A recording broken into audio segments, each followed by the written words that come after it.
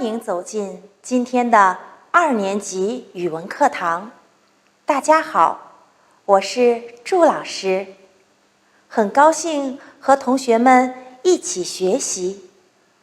上课前，老师给大家一个温馨小提示，请同学们准备好学习用品。上课时，请注意你的坐姿，保持眼睛与屏幕的距离。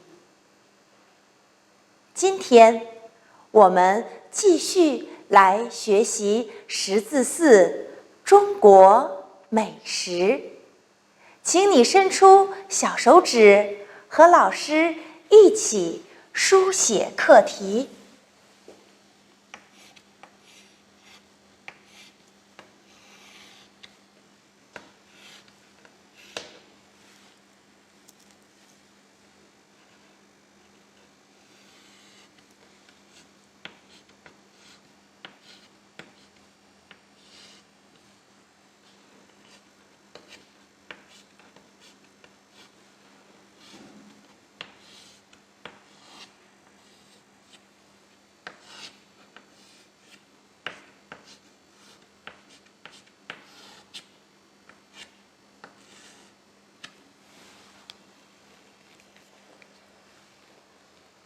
看，这些美食名称，你还能读准它们吗？跟老师来读：凉拌菠菜、香煎豆腐、红烧茄子、烤鸭、水煮鱼、葱爆羊肉、小鸡炖蘑菇、蒸饺、炸酱面、小米粥、蛋炒饭。去掉拼音，你还能读准这些词语吗？凉拌菠菜、香煎豆腐、红烧茄子、烤鸭、水煮鱼、葱爆羊肉、小鸡炖蘑菇、蒸饺、炸酱面、小米粥、蛋炒饭。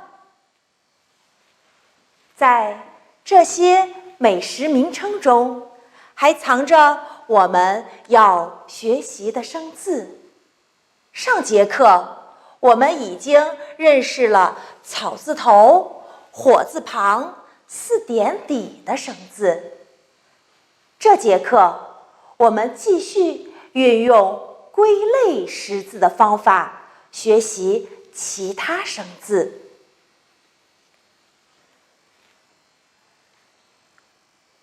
请你观察这2个生字，你发现了什么？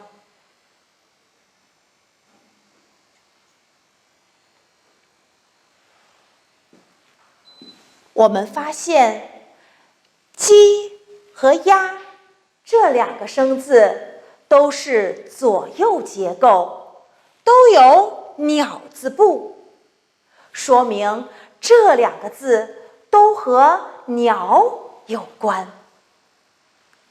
那么如何区分这2个字呢？我们可以用联想法。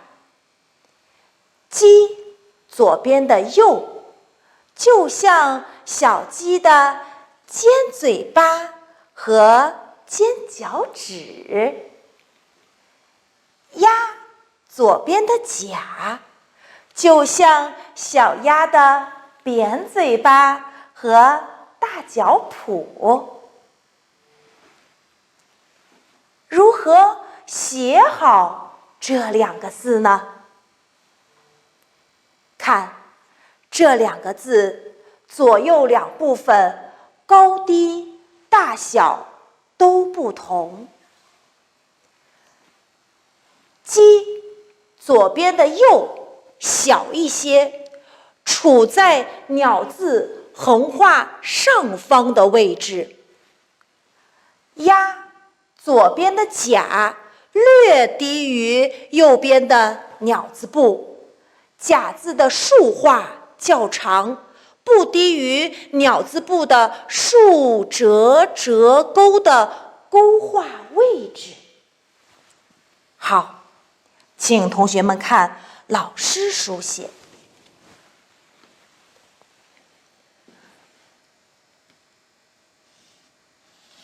第二笔点长，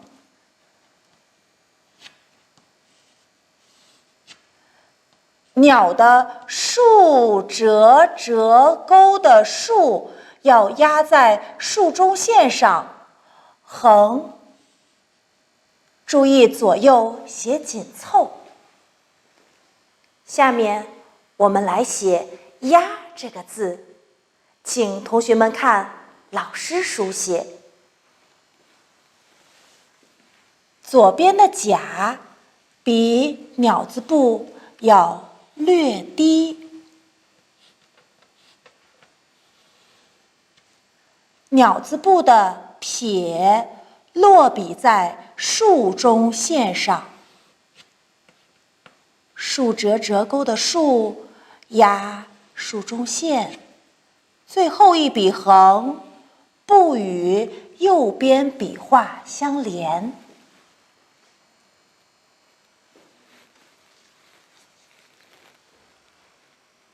请同学们看“饺”和“饭”这两个生字，你有什么好办法记住它们呀？我们可以用形声字的构字特点来帮助记忆。这两个字左边都有食字旁，说明它们都和食物有关。右边表示它们的读音。你还知道哪些带有食字旁的生字呢？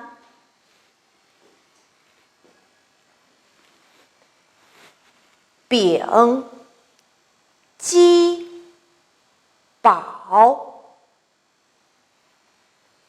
你看这些字，它们都有食字旁，说明它们都和食物有关，而且它们都是形声字。如何写好“饭”这个字？我们来看，“饭”是左右结构，注意左窄右宽。请同学们看老师书写。撇长，横钩短，竖提。反的第一笔撇短，第二笔撇长，最后一笔捺从中心点起笔，要写舒展。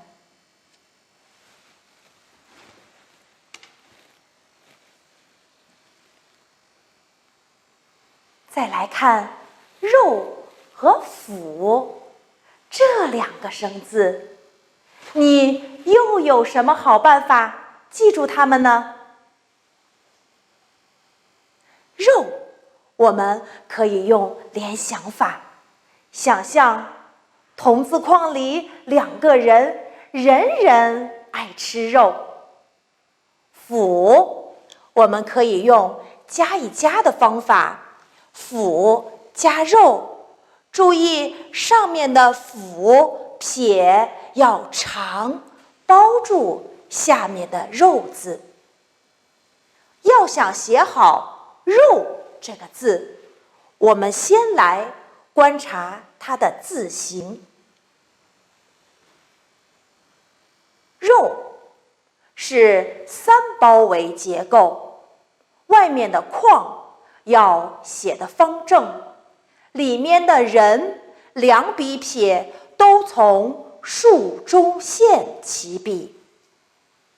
注意这个字的笔顺是先外后内，请你伸出小手指，和老师一起疏空这个字的笔顺。竖、横折钩、撇、点、撇、点。下面请同学们看老师来书写。肉的第一笔竖从左上格起笔，外面的框要写得方正，两个人的撇都要从竖中线起笔。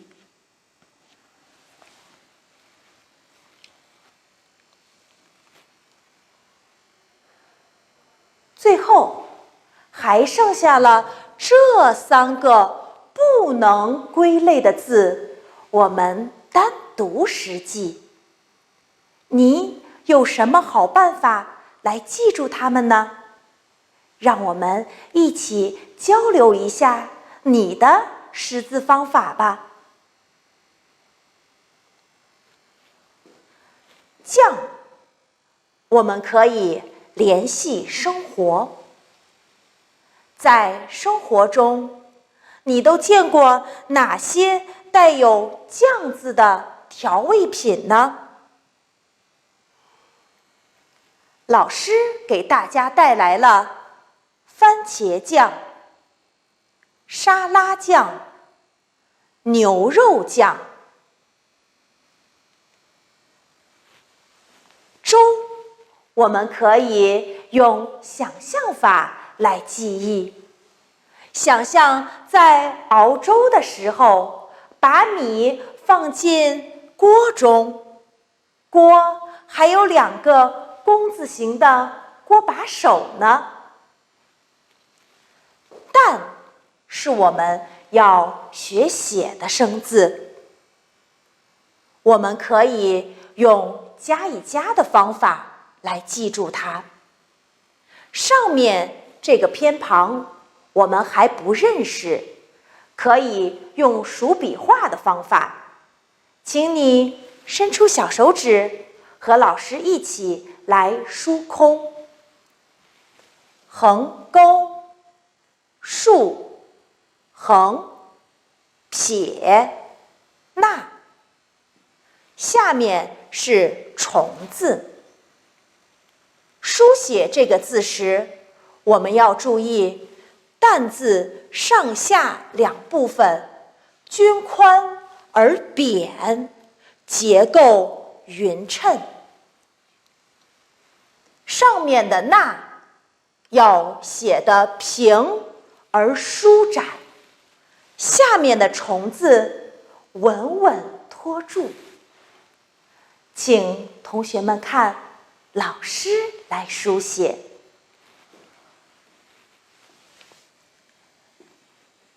横钩、竖、横、撇、捺要平而舒展，下面的虫写得扁一点，稳稳托住上面部分。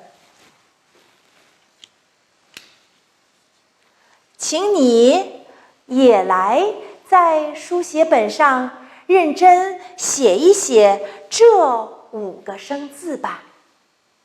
书写时，请注意正确的书写姿势：头正、肩平、臂开、足安，手离笔尖1寸，眼离书本1尺，身离桌子1拳。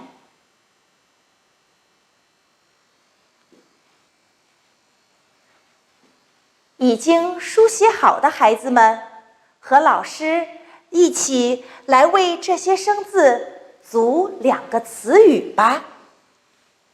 鸡，鸡肉，烧鸡。鸭，鸭子，小鸭。饭，午饭，吃饭。肉，牛肉，肥肉。蛋，鸡蛋，鸭蛋。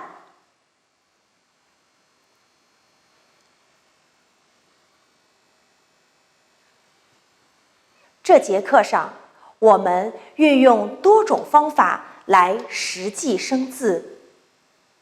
归类识字是一种高效的识字方法，可以帮助我们快速地记住大量的生字。在今后的学习中，我们要不断地运用这样的识字方法，帮助我们来学习。请同学们再来把这些生字跟老师读2遍。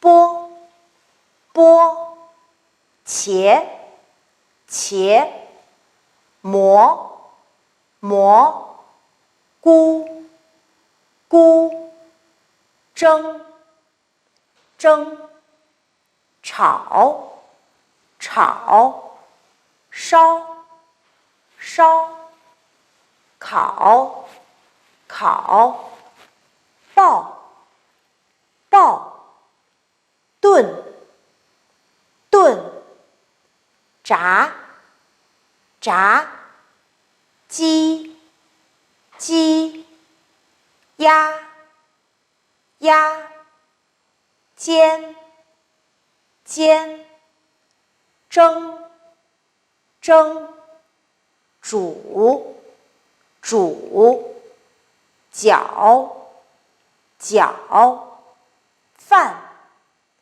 饭，肉，肉，腐，腐。让我们把这些生字再次送回到课文中，跟老师读词语。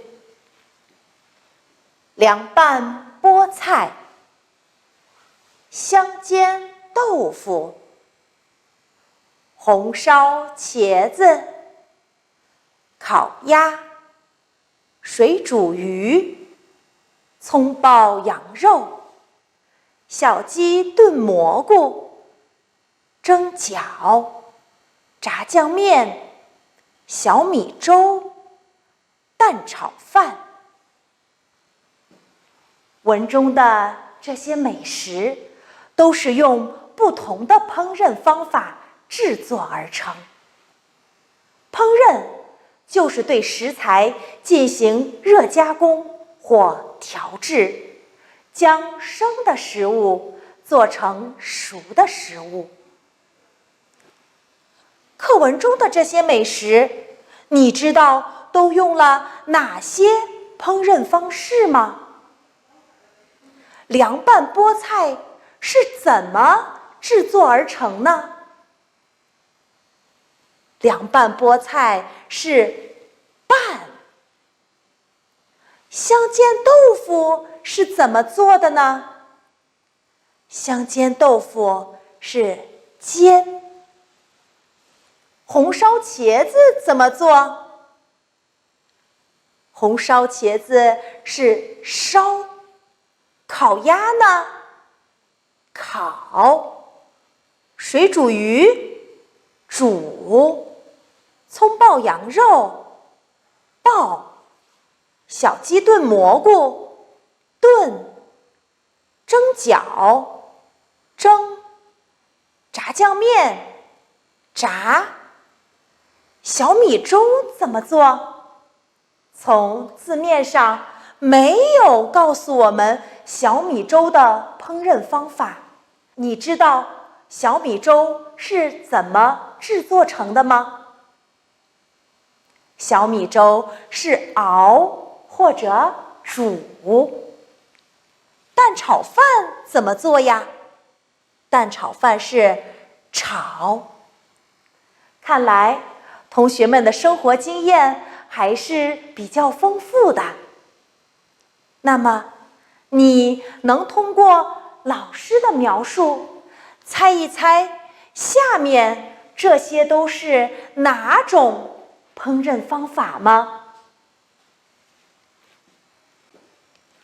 用中旺火，在较短时间内加热成熟，这种烹饪方法就是炒。大火快速油烹，这种方法是爆。把肉、鱼等加油、糖略炒，再加酱油焖成暗红色。你看，做好的这道菜是红烧肉，这种烹饪方法就是烧。食物及其他原料一起放在多量的汤汁或清水中，用火烧开。这种方法是煮。长时间烧煮，让食品变烂、变软，这种方法是炖。把食物放在煮沸的油中弄熟，这是炸。你看，正在炸油条呢。把食物放在少量的热油里弄熟，这是煎。把食物放在蒸笼，利用蒸汽使其成熟，这种烹饪方式就是蒸。把食品加调料拌匀，这就叫做拌。把食物放在火的周围烤熟，这是烤。同学们，中国美食多种多样，制作方法也是变化多端。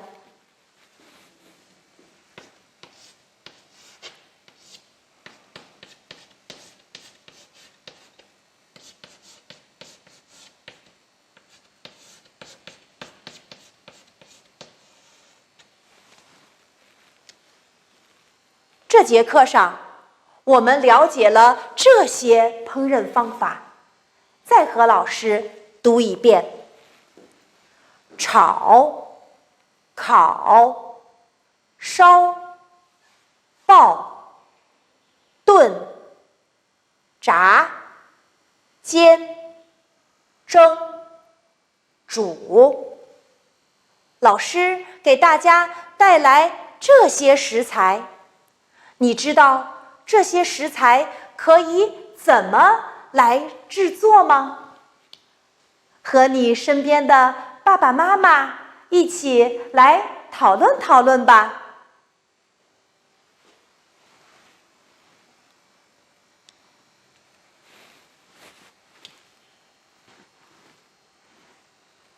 看，老师为大家制作了香喷喷的羊肉串儿，原汁原味的清蒸螃蟹，脆生生的油炸花生米，营养丰富的西红柿炒鸡蛋，酸溜溜的凉拌黄瓜。用不同的烹饪方法，我们可以把同样的食材制作成不同的菜肴。同学们，你的家乡在哪里？又有什么美食呢？老师给大家带来了河南省的几样特色美食。郑州烩面，吃起来劲道爽滑，汤鲜味美。周口胡辣汤，美味爽口，回味无穷。安阳扣碗酥肉，香酥嫩滑，肥而不腻。洛阳江面条，味道酸爽，入口软绵。开封小笼包，皮儿薄馅儿大，肉嫩多汁。河南省的美食还有很多，在这里老师就不一一为大家列举了。感兴趣的同学们还可以跟家长学一学制作家乡的美食。期待疫情过后，我们可以和家人一起游览祖国的大好河山，品尝各种美食。这节课我们就上到这里。今天的作业：1、练习书写生字鸡、鸭、肉、蛋、饭各组2个词，用部首查字法查下面的字。3、尝试以家乡的美食为主题，制作一张小报吧。同学们，再见。